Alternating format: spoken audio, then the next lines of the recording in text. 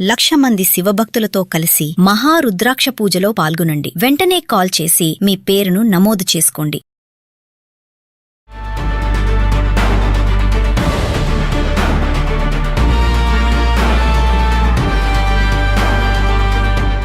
అందరికీ జై హింద్.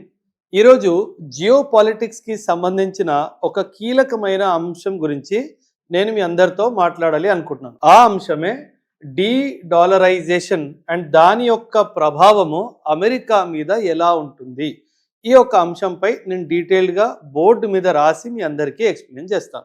ఎప్పుడైనా గుర్తుపెట్టుకోండి, మనము ఇంటర్నేషనల్ రిలేషన్స్లో ఎప్పుడైతే మనం ఇతర దేశాలతో ఇంటర్నేషనల్ రిలేషన్స్ మెయింటైన్ చేస్తామో ఆ ఇంటర్నేషనల్ రిలేషన్స్లో మనము వాళ్ళతో ట్రేడ్ సంబంధాలు మనం కుదిరించుకుంటాం. ట్రేడ్ సంబంధాలు అంటే ఏంటి? మనము వాళ్ళ నుంచి పర్చేజ్ అయినా చేస్తాము, లేదా వాళ్ళకి మనం ఏదైనా అమ్మడమైనా చేస్తాము. దాన్ని సేల్ అంటారు. మనం ఏదైనా పర్చేస్ చేస్తే దాన్ని మనం ఇంపోర్ట్ అంటాం. అండ్ మనం ఏదైనా సేల్ చేస్తే దాన్ని మనం ఎక్స్పోర్ట్ అంటాం. చాలా బేసిక్గా చెప్పాలంటే మనం ఏదైనా వేరే దేశాలకు అమ్మితే, అది అమెరికా కానివ్వండి, చైనా కానివ్వండి, రష్యా కానివ్వండి, జర్మనీ కానివ్వండి, మనం అమ్మితే అది ఎక్స్పోర్ట్ అవుతుంది. మనం కొనుగోలు చేసుకుంటే అది ఇంపోర్ట్ అవుతుంది. నౌ ఇండియాలో మనం ఏదైనా కొనుక్కోవాలంటే మనం రూపాయలు చెల్లిస్తాం కదా. మనం రూపాయి ఇస్తే మనకి ఏదైనా వస్తువో సర్వీసో అందుబాటు చేస్తారు. కానీ అంతర్రాష్ట్రీయంగా మనము ట్రేడ్ చేయాలి అంటే మనకు డాలర్ కావాల్సి వస్తుంది.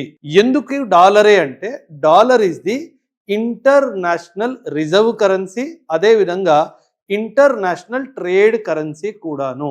అంటే మనకి గ్లోబల్ ఎకనామిక్ ఆర్డర్ ఏదైతే ఉందో, గ్లోబల్ ఎకనామిక్ ఆర్డర్, ఈ గ్లోబల్ ఎకనామిక్ ఆర్డర్ ఏదైతే ఉందో ఈ గ్లోబల్ ఎకనామిక్ ఆర్డర్లో భాగంగా సాధారణంగా దేశాలన్నీ వాళ్ళ ట్రేడ్ని డాలర్స్లోనే చెయ్యాలి అని చెప్పి ఒక పాలసీ అనమాట.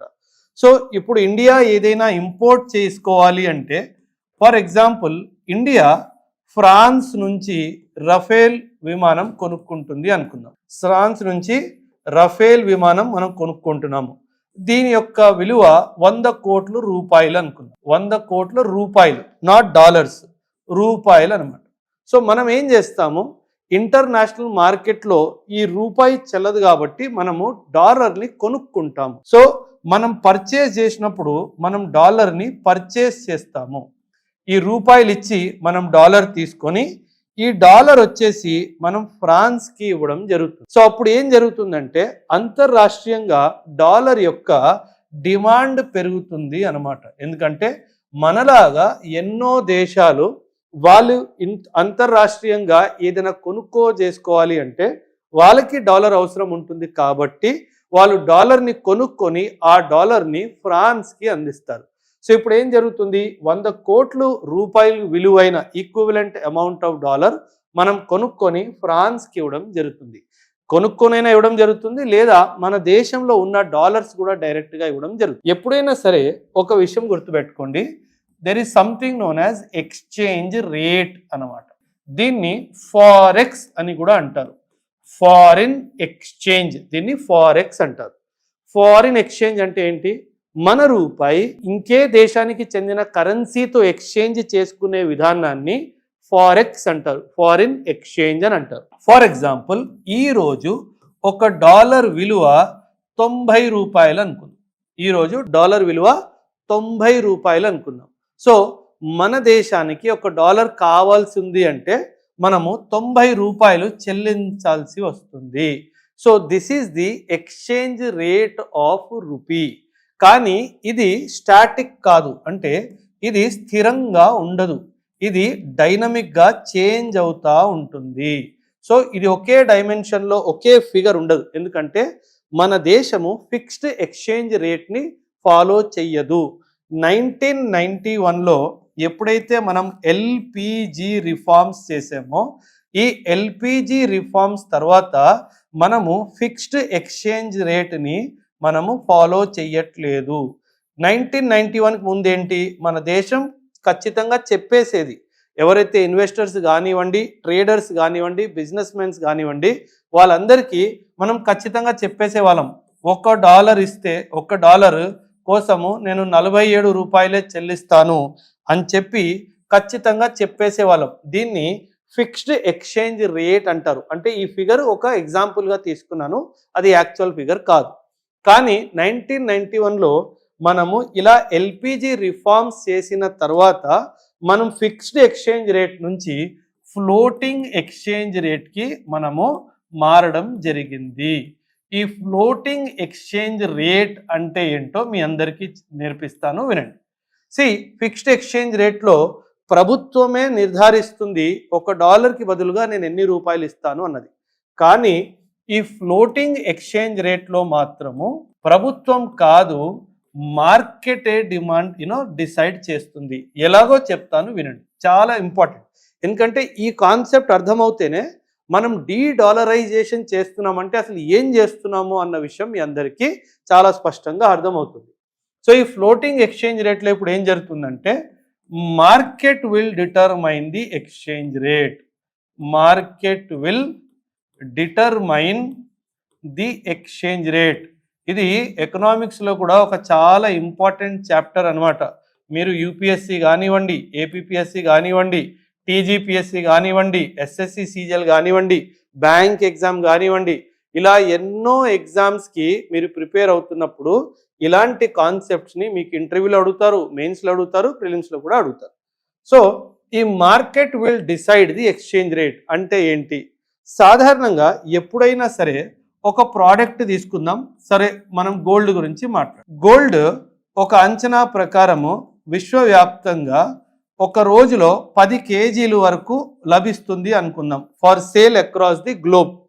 అండ్ దీని యొక్క డిమాండ్ కూడా ఒక 10 కేజీలు అన్ని కంట్రీలు కలిపి రోజుకి 10 కేజీల గోల్డ్ని డిమాండ్ చేస్తున్నారు అనుకుందాం. అండ్ అప్పుడు గోల్డ్ యొక్క ధర, ప్రైస్ ఏదైతే ఉందో 1,50,000 ఉంది అని అనుకో. కానీ సడన్గా యుద్ధం జరిగింది. ఆ యుద్ధం జరిగినప్పుడు ఏం జరిగింది? ఆ యుద్ధం జరిగినప్పుడు గోల్డ్ యొక్క సప్లై పడిపోయి 8 కేజీలు అయిపోయింది. అండ్ డిమాండ్ మాత్రం 10 కేజీలే ఉంది. అప్పుడు ఏం జరుగుతుంది? డిమాండ్ కాన్స్టెంట్గానే ఉంది, డిమాండ్ పెరగలేదు, కానీ సప్లై పడిపోయింది. అప్పుడు ఏం జరుగుతుంది? ప్రైస్ ఆఫ్ ది గోల్డ్ పెరిగిపోతుంది. దీన్ని మనము market forces are determining the price of gold అంటాం. ఈ గోల్డ్ ప్లేస్లో ఈ గోల్డ్ తీసేసి మనం డాలర్ తీసుకొద్దాం.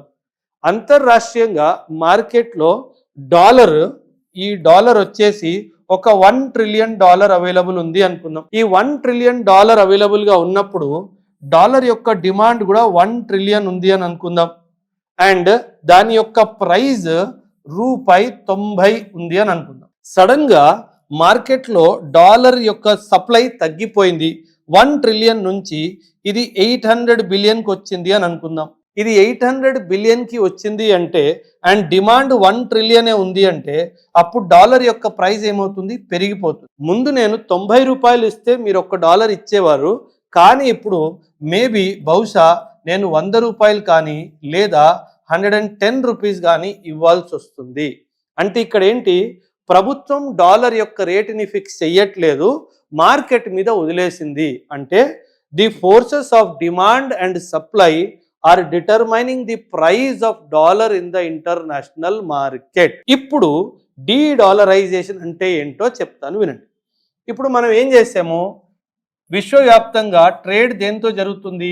డాలర్స్లో జరుగుతుంది. కానీ ఇప్పుడు సడన్గా ఏమైంది? ఫర్ ఎగ్జాంపుల్, మీరు న్యూస్ గనక ఫాలో అవుతున్నట్టయితే రష్యా రీసెంట్గా బంగ్లాదేశ్తో ట్రేడ్ చేస్తున్నప్పుడు రష్యా ఏమని చెప్పింది? బంగ్లాదేశ్, నువ్వు నాతో ట్రేడ్ చేస్తున్నావు కదా, నువ్వు నాకు డాలర్స్లో ఇవ్వాల్సిన అవసరం లేదు, నేను నీతో ట్రేడ్ చేస్తాను, నువ్వు నాకు రూపీస్లో డబ్బులు చెల్లించు అని చెప్పింది. కానీ ఇంతకు ముందు బంగ్లాదేశ్ రష్యాకి ఏమిచ్చేది? డాలర్ ఇచ్చేది. కానీ ఇప్పుడు రష్యా బంగ్లాదేశ్కి ఏం చెప్తుంది? నువ్వు నాకు డాలర్ ఇవ్వనక్కర్లేదు, నాకు నువ్వు రూపాయలు ఇచ్చినా నేను యాక్సెప్ట్ చేస్తాను అని అంది. ఫర్ ఎగ్జాంపుల్, ఈ యొక్క బంగ్లాదేశ్ రష్యా ట్రేడ్ 1000 కోట్లు అనుకుంది. ఇంతకు ముందు బంగ్లాదేశ్ ఏం చెయ్యాలి? ఈ 1000 కోట్లని డాలర్లో కన్వర్ట్ చేసి అప్పుడు రష్యాకి ఇవ్వాలి. కానీ ఇప్పుడు ఆ అవసరం లేదు, ఇప్పుడు ఇండియా రూపీలో కన్వర్ట్ చేసి రష్యాకి ఇవ్వచ్చు. అంటే అంతర్రాష్ట్రీయంగా డాలర్ యొక్క డిమాండ్ 1000 కోట్లుగా తగ్గిపోయింది. అంటే డిమాండ్ తగ్గిపోయింది. డిమాండ్ తగ్గిపోయింది కానీ సప్లై తగ్గిందా? సప్లై కాన్స్టెంట్ గానే ఉంది అని అనుకుందాం. సప్లై కాన్స్టెంట్ గానే ఉంది, డిమాండ్ తగ్గిపోయింది. ఎంతకు తగ్గిపోయింది? 1000 కోట్లకి డిమాండ్ తగ్గిపోయింది. ఈ డిమాండ్ తగ్గిపోవడం వల్ల అప్పుడు ఏం జరుగుతుంది? ప్రైస్ ఆఫ్ ది డాలర్ పడిపోతుంది. ఈ డీడాలరైజేషన్ చేయడం వల్ల విశ్వవ్యాప్తంగా డాలర్ యొక్క ప్రైస్ పడిపోతుంది. ముందు నేను 90 రూపాయలు చెల్లించేవాడిని ఒక డాలర్ తెచ్చుకోవడానికి, ఇప్పుడు బహుశా 78 రూపాయలకే నాకు ఒక డాలర్ లభిస్తుంది. అంటే డాలర్కి కంపారిజన్లో నా కరెన్సీ బెటర్గా పర్ఫామ్ చేసింది. దేనివల్ల బెటర్గా పర్ఫామ్ చేసింది? నేనేం చేయలేదు, ఒకటే పని చేశాను. ఏం చేశాను? డాలర్ని తప్పించి ఇంటర్నేషనల్ ట్రేడ్ని రూపీస్లో చేయడం స్టార్ట్ చేశాను. దీన్నే డీడాలరైజేషన్ అంటారు. మీరు గుర్తుపెట్టుకోండి, అమెరికాకి బలము, అతి పెద్ద బలము ఇంటర్నేషనల్ రిజర్వ్ కరెన్సీ డాలర్. ఇది మాత్రం జరిగిపోయిందంటే అమెరికా కుప్ప కూలిపోతుంది. ఇండియా యొక్క ఉద్దేశం ఏంటంటే అందరూ డాలర్ మీదనే డిపెండ్ అయి ఉండడం వల్ల అండ్ అమెరికా ఏదో ఒక కారణంగా ఒక యుద్ధం తర్వాత ఒక యుద్ధం, ఒక యుద్ధం తర్వాత ఒక యుద్ధం చేయడం వల్ల డాలర్ చాలా వోలటైల్ అయిపోయింది, చాలా డిస్టర్బ్ అవుతుంది. మనము ఒక రిజర్వ్ కరెన్సీ డాలర్ కాకుండా వేరేది తీసుకురావాలి అని చెప్పి విశ్వవ్యాప్తంగా ఎన్నో చర్చలు జరుగుతున్నాయి. అండ్ అందులో ముఖ్యంగా మన దేశము బ్రిక్స్ లాంటి ఒక సంస్థ ప్లాట్ఫామ్ మీద బ్రిక్స్ కరెన్సీ గురించి కూడా మాట్లాడడం జరుగుతుంది. ఇదే జరిగినట్టయితే అమెరికా యొక్క స్థాయి విశ్వవ్యాప్తంగా ఏదైతే ఒక సూపర్ పవర్ స్థాయి ఉందో ఆ స్థాయి నుంచి అమెరికా జరిగిపోయే అవకాశం కూడా ఉంది. అందుకే ఈ కాలంలో డీడాలరైజేషన్ జరిగింది అంటే మాత్రం అమెరికా ఖచ్చితంగా కుప్పకూలిపోతుంది. అండ్ ఆ పని చేసే సత్తా మన భారతదేశానికే ఉంది. ఎందుకు మన దేశానికే ఉంది అంటానంటే విశ్వవ్యాప్తంగా చాలా ఎక్కువ శాతంగా ట్రేడ్ మనం చేస్తాము. ఇతర దేశాలు ఈ రిస్క్ తీసుకోకపోవచ్చు, కానీ రష్యా లాంటి దేశాల సహాయంతో బహుశా ఫ్యూచర్లో చైనా కూడా మనకి సపోర్ట్ చేస్తే బ్రిక్స్ ప్లాట్ఫామ్ ద్వారా గాను లేదా మన సొంతంగాను మనం డాలర్ని రీప్లేస్ చేసి రూపీ తీసుకొచ్చే అవకాశం ఉంది. ఇదే జరిగితే అమెరికన్ ఎకానమీ కంప్లీట్గా కొలాప్స్ అయ్యే అవకాశం కూడా ఖచ్చితంగా ఉంది. సో ఈ అంశంపై మీకున్న అభిప్రాయాన్ని కూడా ఖచ్చితంగా కమెంట్స్లో తెలియజేయండి. థ్యాంక్ యూ అండ్ జై హింద్.